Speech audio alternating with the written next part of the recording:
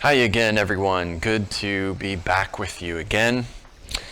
I want to ask, do any of you have any Eeyores in your family?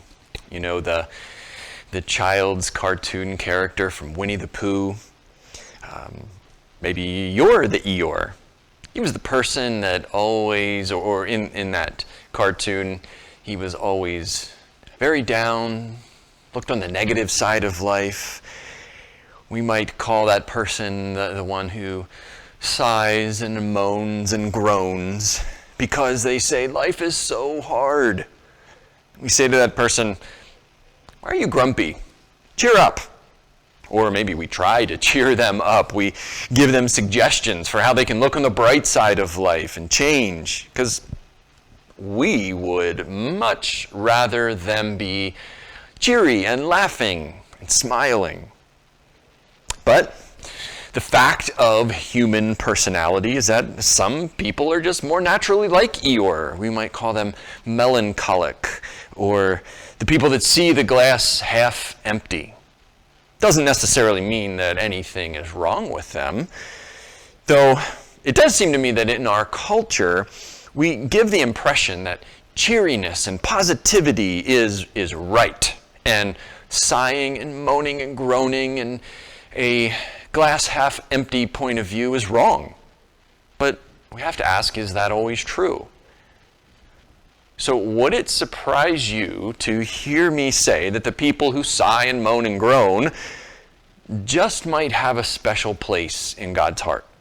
We've been studying the life of Ezekiel, and today Ezekiel is going to help us find out if those Eeyores have a special place in God's heart. Turn to Ezekiel chapter 8, and we're going to see that it begins with a date. It says, "In the 6th year, in the 6th month, on the 5th day, while I was sitting in my house, and the elders of Judah were sitting before me, the hand of the sovereign Lord came upon me there." Scholars tell us that that date he mentions is likely September 17th, 592 BCE. Now, what does that mean? Ezekiel tells us it's the 6th year, the 6th month, and the 5th day. It's likely referring to how long Ezekiel and the 10,000 Jews from Jerusalem had been living in exile there in Babylon. 6 years, it's a long time. It's almost going on to 7 years. Ezekiel is sitting in his house, he tells us. And interestingly, he says there's people there with him, the elders of Judah. Now that really jumped out at me. This is the first time we've heard about these people, or in fact, it's the first time we've heard about anyone potentially listening to Ezekiel. All we've heard so far is that God tell him people aren't going to listen to him. And yet here these elders are sitting in his house, and you might ask, why are they there? Well, first of all, who are they? The elders were the leaders of the people. Like Ezekiel, they were part of that group of 10,000 that had been exiled to Babylon.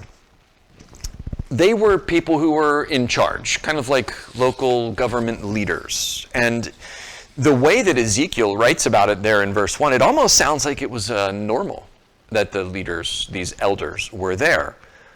And yet all along, what have we noticed? Ezekiel uses unusual and unconventional methods to prophesy, and the result was he likely was an outcast. And yet, even as the elders come to listen to him, I wonder about this dynamic. Those unusual prophetic skits, the doom and gloom messages of judgment that we've heard from him. I mean, that must have been really off-putting. And yet, is it possible that the elders are curious? Maybe God is speaking through Ezekiel. Have any of these elders had a change of heart? Could they be there to repent and return to the Lord? So, as he sits there with the hand of God on him, will God give him a message for these elders? Now, normally what we've heard is that messages from God begin with a different phrase. We've heard it in the past few weeks. The word of the Lord came to me. Well, here in chapter 8, verse 1, Ezekiel says something different. He says, the hand of the sovereign Lord came upon me there. The hand of the sovereign Lord. Does that sound familiar to you? It should, because we've heard that phrase before a couple different times, in chapter 1 and in chapter 3. The hand of the Lord was very different from the word of the Lord. When the hand of the Lord comes upon Ezekiel, God's power is displayed in his life. And how so? Look at verse 2. I looked, and I saw a figure like that of a man. From what appeared to be his waist down, he was like fire. And from there up, his appearance was as bright as glowing metal. Whoa. The hand of the Lord is on him, there in his house, with the elders around him, and he sees a glowing figure. Should sound familiar because that is almost identical to the description in chapter 1, verse 27, where he describes the appearance of the likeness of the glory of God. And so you have to wonder, whoa, has God shown up right there? Well, it doesn't seem that way based on what we're going to see next. Instead, it seems that this glowing figure is probably his way of describing an angelic messenger. And I have to wonder, could the elders see this? I mean, that would be amazing, but I doubt it. I get the sense that the hand of the Lord was only on Ezekiel, only allowing him the privilege of seeing that glowing figure.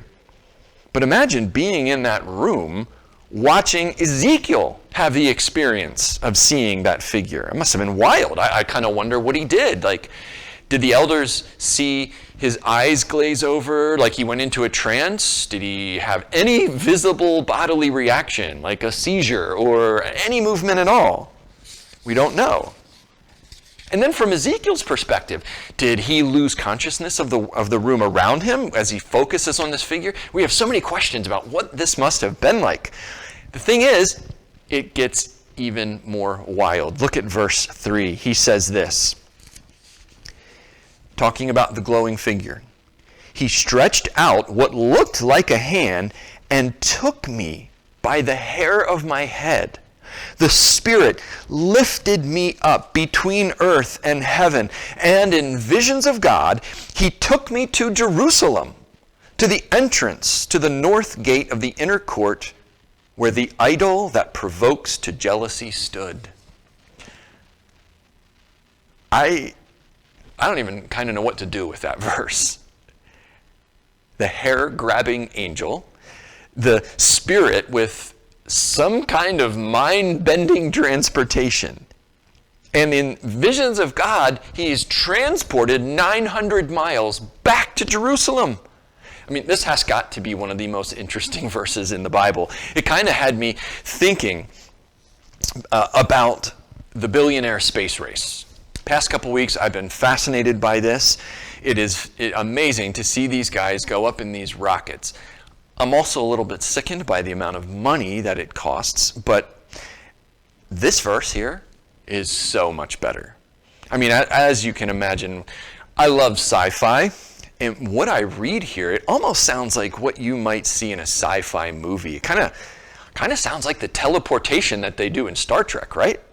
Except that what he describes makes it seem like he's flying. So I wonder, did he? Did Ezekiel physically leave his house? Did the elders sitting there have the shock of their life as Ezekiel just is transported away? We really don't know. He doesn't say, but it seems more likely, given the word vision that he uses there, that this was all happening in Ezekiel's mind rather than in his body. Now, just because this glowing metal fire angel grabs his hair and pulls him up and the Spirit lifts him up as he describes, it doesn't mean that's exactly a physical reality in his life. It's more likely a vision, a dream, a picture in his mind that God is giving him. I mean, this is quite a gift that God is giving to Ezekiel. It's astounding.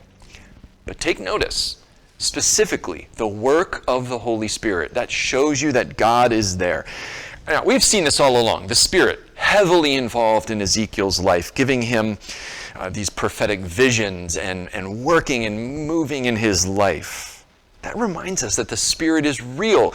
The Spirit is at work. Now, we Christians know that the Spirit lives in us. Our body, Paul wrote, is the temple of the Spirit. But I think it is so good to be reminded of this over and over again in Ezekiel because, frankly, we can forget about the Spirit. Our lives are busy. How often do we think about the work of the Holy Spirit? And yet the Spirit is the gift that Jesus said that he would give to us. John chapter 16, verse 7, and then follow up in Acts, verse 1. Jesus says that it will be good that the Holy Spirit comes upon us and is with us and within us and empowering us. And so I encourage everyone, go back, read John chapter 15 and the story of the vine that Jesus tells and what it means to be connected to him. Well, we're connected to him through the Spirit. And so discover and get to know deeper the one God who lives within us. Now, the Spirit was clearly at work in Ezekiel's life here, transporting him through this vision to Jerusalem. And Ezekiel can see vividly. It's like he's there. What's happening. It kind of reminded me of those virtual reality headsets that are becoming really, really popular. I've tried one out before, maybe you have too, and really it's amazing. The screen on the headset covers your entire field of vision, so you can't see anything else except what's on the screen, and you feel like you're there. It also is kind of like a dream. I don't know about you, I can have really vivid dreams. Very similar to VR. When in the dream, you think you're there, even though you're totally asleep, lying in your bed.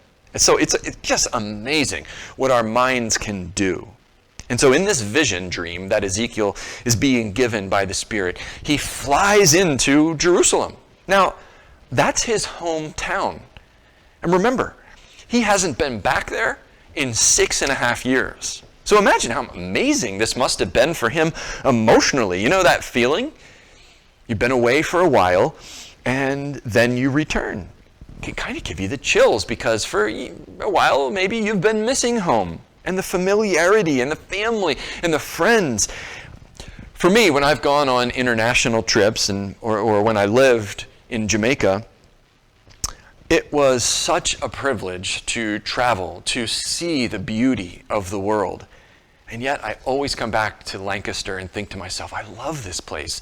It too is beautiful and gorgeous. Well, Ezekiel had to be feeling some of that excitement. And we read there in verse 3, the Spirit through this vision flies him right into the temple.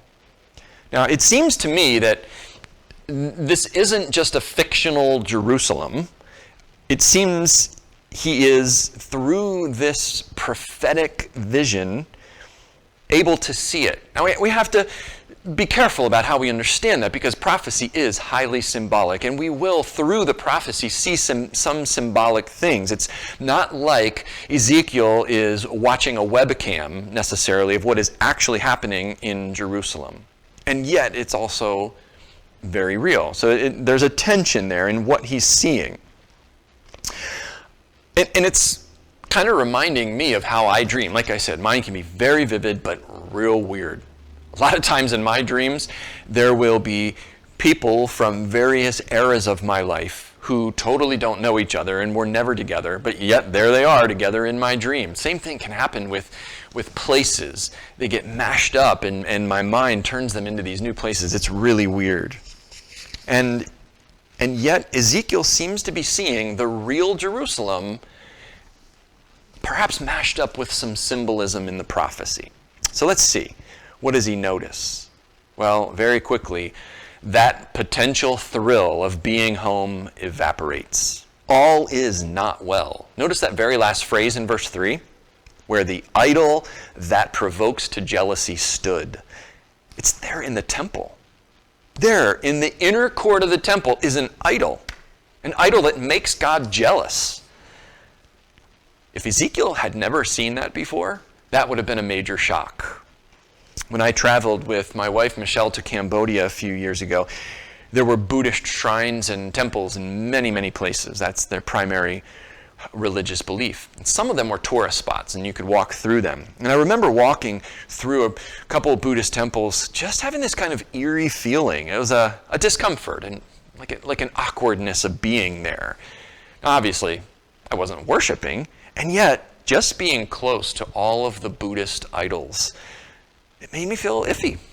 I was there in the sacred space of a different religion. Now imagine, how would you feel if those kinds of idols were right here in the church sanctuary, the Christian place of worship, at your church, in Faith Church? I suspect there would be some outrage, some righteous outrage. That's exactly what Ezekiel sees in the temple of God. Something is very wrong in Jerusalem. Now, what does he see next in this kind of virtual reality dream prophecy? Look at verse 4. And there before me was the glory of the God of Israel, as in the vision I had seen in the plain.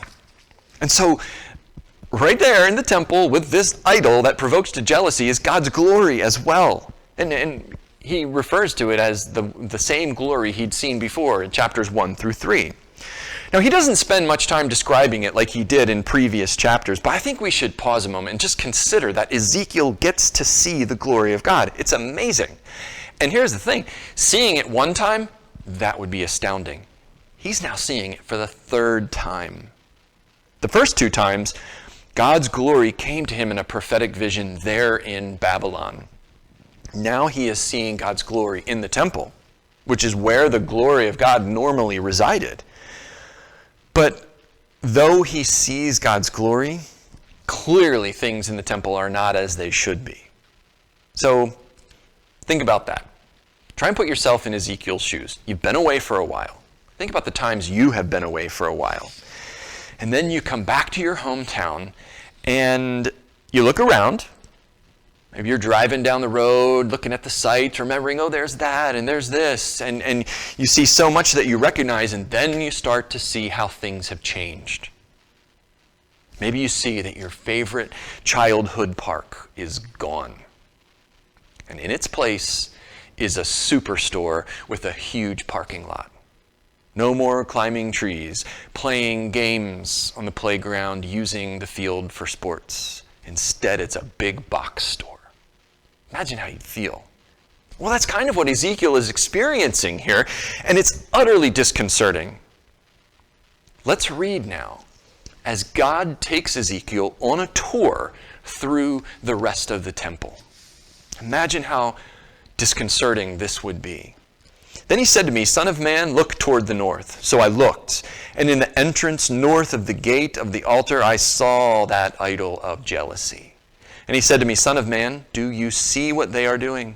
The utterly detestable things the house of Israel is doing here, things that will drive me far from my sanctuary. But you will see things that are even more detestable. Then he brought me to the entrance to the court. I looked, and I saw a hole in the wall. He said to me, Son of man, now dig into the wall. So I dug into the wall and saw a doorway there. And he said to me, Go in and see the wicked and detestable things they are doing here. So I went in and looked, and I saw portrayed all over the walls all kinds of crawling things and detestable animals and all the idols of the house of Israel. In front of them stood 70 elders of the house of Israel. And Jazaniah, son of Shaphan, was standing among them. Each had a censer in his hand, and a fragrant cloud of incense was rising. Then he said to me, Son of man, have you seen what the elders of the house of Israel are doing in the darkness, each at the shrine of his own idol? They say, The Lord does not see us. The Lord has forsaken us. Again he said, You will see them doing things that are even more detestable. And then he brought me to the entrance to the north gate of the house of the Lord, and I saw women sitting there, mourning for Tammuz. He said to me, Do you see this, Son of man? You will see things even more detestable than this. He then brought me into the inner court of the house of the Lord, and there, at the entrance to the temple, between the portico and the altar, were about 25 men, with their backs toward the temple of the Lord, and their faces toward the east. They were bowing down to the sun in the east. He said to me, "Have you seen this, Son of Man? Is it a trivial matter for the house of Judah to do the detestable things they are doing here? Must they also fill the land with violence and continually provoke me to anger? Look at them putting their branch to the nose. Therefore, I will deal with them in anger. I will not look upon them with pity or spare them. Although they shout in my ears, I will not listen to them." It is a tour, room by room, place by place through the temple, and in each place Israel is desecrating the temple, worshiping idols and foreign gods. 4 times did you hear God say to Ezekiel, "Do you see this?" Now in contemporary English, I think God would be saying, "Can you believe this?" It's one desecration right after the other in God's place of residence. And then after he asks that question, that kind of, "Can you believe this?" It's like God is saying, "You better believe it, Ezekiel, because guess what? When we head into the next room, it gets even worse." And on God's tour of that temple, it just goes from bad to worse. In each of the rooms, he describes various kinds of idols. Verse 10 likely is describing Egyptian idol worship. Verse 11, the elders of Israel now, the leaders, they're worshiping in a pagan way. Now, these would not be the same elders that are there in Babylon sitting in Ezekiel's house. These would be the ones who are back in Jerusalem. And do you hear what those elders say? In verse 12, this is very key. Amazingly, they claim that God doesn't see him, that God has forsaken them. There they are in God's place of residence, and they claim this. What's worse is, they're so short-sighted, they totally aren't looking at themselves. They have been the ones that have been forsaking God, abandoning him, including what is so audacious, a rebellion, an idol worship right there in God's temple, and yet they blame God? Now at that point, neither God nor Ezekiel comment there in verse 12, and the tour continues in verses 14 and 15. God brings Ezekiel to another room where the women are worshiping the Babylonian god, it's a fertility god, Tammuz. In verse 16, 25 men, they turn their backs on the temple, very symbolic, and what do? They bow down to worship the sun. Then finally, in verses 17 and 18, God has had enough. And he concludes that he is done. Done with the people in Jerusalem. And no matter how much they cry out, he will not listen. And so, things have taken a very ominous turn. That brings us to chapter 9, where God takes action. We're going to read the whole chapter because it's one complete episode, and we see what God does. He says, "Then I heard him call out in a loud voice," and that would be the Lord, "Bring the guards of the city here, each with a weapon in his hand." And I saw 6 men coming from the direction of the upper gate, which faces north, each with a deadly weapon in his hand. With them was a man clothed in linen who had a writing kit at his side. They came in and stood beside the bronze altar. Now the glory of the God of Israel went up from the cherubim where it had been and moved to the threshold of the temple. Then the Lord called to the man clothed in linen who had the writing kit at his side and said to him, "Go throughout the city of Jerusalem and put a mark on the foreheads of those who grieve and lament over all the detestable things that are done in it." As I listened, he said to the others, "Follow him through the city and kill without showing pity or compassion. Slaughter old men, young men, and maidens, women, and children. But do not touch anyone who has the mark. Begin at my sanctuary." So they began with the elders who were in front of the temple. And then he said to them, "Defile the temple. Fill the courts with the slain. Go." So they went and began killing throughout the city. While they were killing, and I was left alone, I fell face down, crying out, "Oh, sovereign Lord, are you going to destroy the entire remnant of Israel in this outpouring of your wrath in Jerusalem?" He answered me, "The sin of the house of Israel and Judah is exceedingly great, and the land is full of bloodshed, and the city is full of injustice. They say, the Lord has forsaken the land. The Lord does not see. So I will not look on them with pity or spare them, but I will bring down on their own heads what they have done. Then the man in linen with the writing kit at his side brought back word, saying, I have done as you have commanded. God unleashes judgment. He beckons the guards who will carry out his judgment and summons that man with the writing kit. Interestingly, as they come to the temple, God himself is on the move. Now, in the temple, God's presence resided on the Ark of the Covenant. On the lid of the Ark of the Covenant, there, kept in the most holy place, there were the shapes of angels called cherubim, and that's where his presence resided. And we read there that God now moves from there to the threshold, the doorway of the temple, and that's where he talks to the guards and the men with the writing kit. In this judgment, though it is devastating, did you notice the hint of hope? I'm talking about the mark. The man with the writing kit walks around the city and he puts a mark on some people. Now, those people would be spared. Well, who were they? Was it just kind of random? Not at all. Remember, look at verse 4. The people who got the mark were the people who grieve and lament about the evil that had been happening in the city. That word lament jumped at me right away. I thought, oh, great, we're going to get to talk about lament in this sermon, because that is a really important way that we see in the Psalms to express ourselves to God. But as I researched, I discovered the Hebrew word there is better translated groan. Now, when we lament, we're speaking words to God. When we groan, we're not using words. So it's very interesting. God is describing something really emotional here. The Eeyores. Some people in the city, in other words, are not indulging in idolatry and wickedness. They are sighing. They're groaning. They're moaning. They're looking at the evil around them. Their fellow Jews are committing this idolatry, and it causes them to have this emotional reaction of sighing and groaning, and they're sickened about this evil. And I wonder if you've ever been in that spot. It's a deep emotion. It could be a deep sadness to the point where there are no words, and you just sigh and moan. Well, those people got the mark because they were the faithful ones. They did not agree with the idolatry and the wickedness happening there in the temple.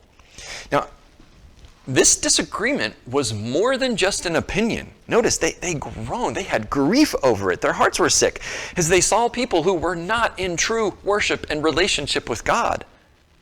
And there's the hope. If they had the mark, they were saved from the judgment that was at hand. Now next, God tells the guard to slaughter this in the city everyone who doesn't have the mark. And those verses are rough. All men, women, children, everyone. And it's hard to think about God that way. But do remember the mark. God's not just blindly massacring everyone. He saves the faithful, the people who are truly following him. Now notice that the judgment begins with the elders in Jerusalem. We've been hearing a lot about these elders in this passage, and I kind of wonder how much those elders back there in Babylon, in Ezekiel's house, in the middle of this vision, were they aware of this? Could they hear this? Now eventually they would. We're going to hear that God tells Ezekiel to give this whole vision as a message to the people. And there really is a clear literary connection between the two. The elders are responsible for leading and guiding the people. They set the tone. There's really a great connection here to the New Testament in the selection of leaders in the church.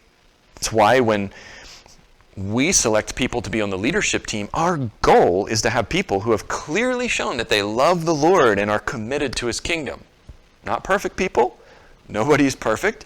But our goal is to have people that have already demonstrated maturity in their faith. They're serious about it. This is not an eldership of age, like the older people, as if they're automatically mature. That's not necessarily the case. This is an eldership of maturity. What Ezekiel is showing here is that those leaders in the temple were very immature. They led the nation to idol worship and apostasy. And God says it's now time to allow them to face what they have done. And after dealing with the elders, the guards carry out their work of judgment and justice throughout the rest of the city. It is interesting that he uses the word injustice there in verse 9. The city was full of injustice. God has a heart to root out injustice and bring justice to the land. As I look at this vision, I had to wonder, Ezekiel is seeing it, definitely in his mind, but was it happening in real life as well? It's hard to know, but I would say doubtful. Remember, this is a vision. It's a prophetic vision. God shows Ezekiel the truth about the idolatry and the wickedness. But that doesn't necessarily mean the killings are then happening in real time. Instead, it seems best to understand this vision as a prophecy of what will happen to the city. And it will happen by the hands of a foreign enemy. So how would you feel if you were given that vision of that slaughter? Have you ever had a bad dream like that? Oh, it's rough. And you wake up and you're so glad. Oh, thank you, Lord, that wasn't real. Well, Ezekiel's response is intense. He falls face down. He's crying out to God in disbelief. What is going on? What about your people, Lord? And God says, the people have crossed a line too many times. Now I'm going to let them fend for themselves. And really, verse 10, he says, I'm going to bring down on their heads what they have done. That's a way of God saying that he's going to allow them to face the consequences of their wickedness. And it will mean their destruction. He's going to allow the natural consequences of their choices to catch up to them.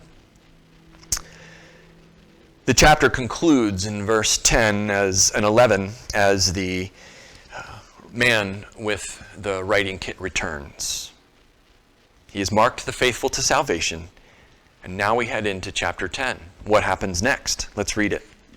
I looked and I saw the likeness of a throne of sapphire above the expanse that was over the heads of the cherubim. The Lord said to the man clothed in linen, go in among the wheels beneath the cherubim. Fill your hands with burning coals from among the cherubim and scatter them over the city. And as I watched, he went in. Now the cherubim were standing on the south side of the temple when the man went in, and a cloud filled the inner court.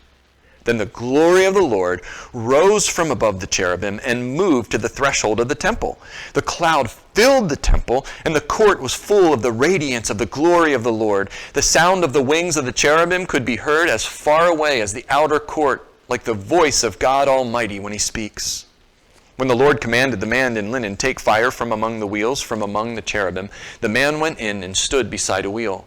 Then one of the cherubim reached out his hand to the fire that was among them. He took up some of it and put it into the hands of the man in linen, who took it and went out. Under the wings of the cherubim could be seen what looked like the hands of a man. I looked and I saw beside the cherubim 4 wheels, one beside each of the cherubim. The wheels sparkled like chrysolite.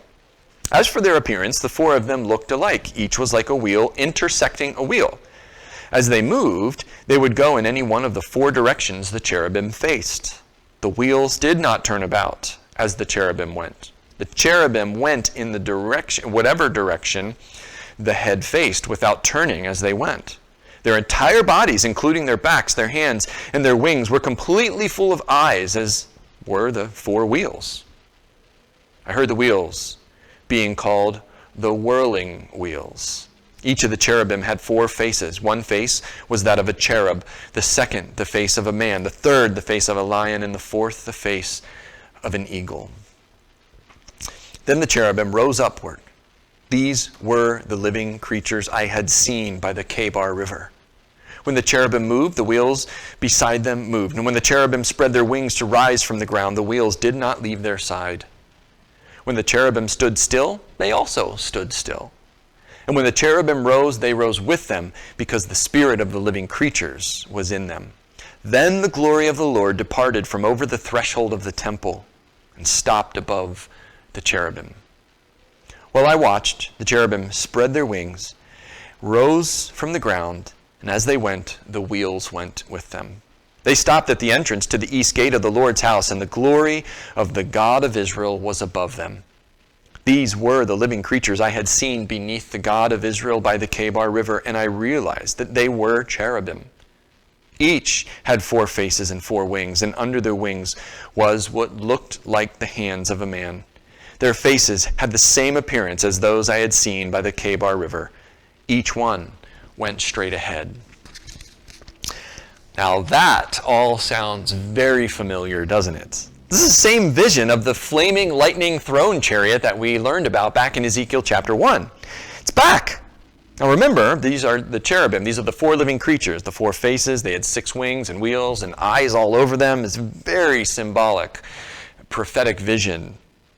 They formed then the 4 legs of the table-like chariot. The tabletop is described again as an expanse. Back in chapter 1, it was kind of like ice. And sitting on the tabletop was the throne of God. In this case, the presence of God is there. Now, God has the man with that writing kit who did the marking of the foreheads of the faithful to go in among the 4 living creatures and receive fiery coals. Now, we don't know precisely what he does with the coals, but the insinuation of verse 2 is that he is scattering it over the city of Jerusalem, setting it ablaze, destroying it by fire. And that really depicts the fiery judgment of the Lord on the city. Again, very prophetic and symbolic. God is saying the city will be destroyed. What is really important, though, in this chapter is the movement of that flaming lightning throne chariot as it carries and follows the glory of the Lord. Did you see the movement? The Lord has already been moving from the holy place to the threshold of the temple, and now moving even further away. This is a significant moment. Consider the history of the glory of the Lord in the nation of Israel. First, remember Exodus, where the pillars of cloud and fire guided the city by night and day. And then, when they built the tabernacle, the glory of the Lord entered the tabernacle. And then finally, hundreds of years later, the glory of the Lord entered the temple. Solomon, the great king, had built it and dedicated it. And there it resided. That was that same temple. Well, now, hundreds of years later, Solomon is long gone, and the people have committed atrocious apostasy, and God's glory is leaving the temple. It's similar to God saying what he said to Ezekiel previously, I will turn my face away from them. And that's what he's doing. His glory, his presence is leaving them because of the idolatry and adultery that they have committed against him. And so God has given Ezekiel a vision of judgment on the wicked in the city of Jerusalem. But there's hope. Let's not forget the hope. God will spare the righteous. But for the wicked, they're in big trouble, especially because God is set to leave the temple. What is so fascinating, though, is these wicked people are blaming God as if it's his fault. And isn't that so often how it goes? We look for someone else to blame when the natural consequences of our actions and decisions catch up to us. It's a reminder of how far we can go astray and yet still have little awareness of what we've done. I think we humans, and I say this for myself as much as anyone else, are incredibly good at justifying, at explaining away bad behavior, whether small little ways or huge ways. So how about you? Are you quick to accept correction? Are you one who just loves to, or just quickly justifies your behavior? Or worse, maybe you're like the leaders, the elders, who try to turn the tables and blame others for your behavior. We can be quick to blame God. A loved one passes away, even when they pass away of old age, and we say, God, how could you let this happen? As if it's his fault. It seems to me that just about whenever anything bad happens, we humans are quick to find someone to blame, and God is just easy pickings. Here, the people in Jerusalem were boldly sinning against God in his temple, and yet they're blaming him for leaving them. It's convoluted. But it is an example of the amazing capacity we humans have for believing what is convoluted. To the people in Jerusalem there, they would have even said their rationale made sense. They had evidence for God abandoning them. And you might think, how? There his presence was in the temple. What are they talking about?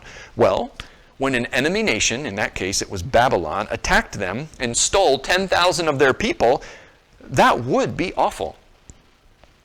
I mean, we would hate it. And the Jews could easily have started saying, whoa, look at what just happened, God. Wait a minute. Where are you? How could you allow this to happen? Because you were supposed to protect us. This is your fault that our people got stolen away. You abandoned us. So now we're going to worship the gods of those other nations because it seems like they're more powerful anyway. It's a convoluted rationale, and yet you can see how it happens. The mind games that we play, right? We can do it. Just as those Jews sinned and sinned constantly, for decades they had been turning their backs on God, and yet blamed him for their problems. They're unwilling to see themselves as sinners. We can do the same. We humans have a very hard time seeing and admitting when we sin, and especially when it's our fault. And I get it, because it feels so terrible inwardly, emotionally, to admit fault, to admit even error. Harder yet, when it's something we have intentionally, willfully done, sin, shortcoming, inability. It takes a lot of maturity to say, I did it. It was my fault. We would much rather wallow in immaturity and blame others, even if we commit ourselves to a total lie and say, I didn't do it. It wasn't me. It's not my fault. But let's remember the hope in this story. What does God prize? Who are the mature ones in this story? Well, it's the Eeyores. It's the people in chapter 9 who get the mark. They're the ones with a heart for God. They're the ones who sigh and moan at the wickedness happening around them. And their sighing and their groaning is not an example of them being difficult or negative. Instead, their sighing and moaning is a longing for truth and beauty and goodness and for God's way to prevail. So the people who got the mark, though they can seem negative with all their sighing and moaning, they're actually the ones who have remained faithful to the Lord. So what will it look like for us to have that kind of righteous, proper view of our lives? We could call it an honest view or a sober view, a view of life that is grieved by sin, and especially grieved by sin among God's own people. Grieved when God's people succumb to idolatry. So you can be an Eeyore. And Eeyores have a special place in God's heart. Now, of course, provided that you're an Eeyore who is in line with God's heart, with a desire to call sin what it is and to admit it and to confess and repent. A desire to change and pursue restoration with God and others. To have a heart for God's kingdom. To have a heart that has discovered and is connected to God's Spirit within you in such a way that you are grieved when you see those within the walls of the temple who are worshiping idols other than God. And so first, let's ask ourselves, are we people who are worshiping anything other than the living God? Second, are you practicing getting to know the wonderful gift of the Holy Spirit within you? Striving to stay connected with Him and worship the real living God who lives with us. Third, once you're connected with the Spirit, do you feel that grief, that sighing, that moaning when the others in the church family or other Christians that you know are not living that way? Are there people in our church family who you suspect are practicing idolatry? Now, the past couple weeks we've talked about this. It's a major theme in Ezekiel. They were practicing in Israel religious idolatry. And then last week we saw they were practicing economic idolatry. So if we see our church family, our friends and our family who are Christians participating in any form of idolatry, even in the tiniest degree, we'll be grieved, sighing and groaning. We'll do something about it, seeking to help our loved ones to stop participating in that kind of idolatry, to help them repent and give their lives to worshiping God, to help them to grieve and moan and sigh too, so that they can pursue the life that God desires. Lord, we thank you for this passage. It's brutal in some ways, and we struggle with that. And yet we thank you for the hope, the faithfulness of the people who sigh and moan and grieve. Help us to be like that. Help us to take seriously our actions, our choices, that we might not be idolaters, but instead that we would have hearts that long to live like your heart. We pray in Jesus' name, amen. Again, thank you for being with us. And if you'd like to learn more about Faith Church, if you would like to be in contact, just visit our website or comment below on this sermon video. We'd be glad to be in touch with you and talk with you. Thank you.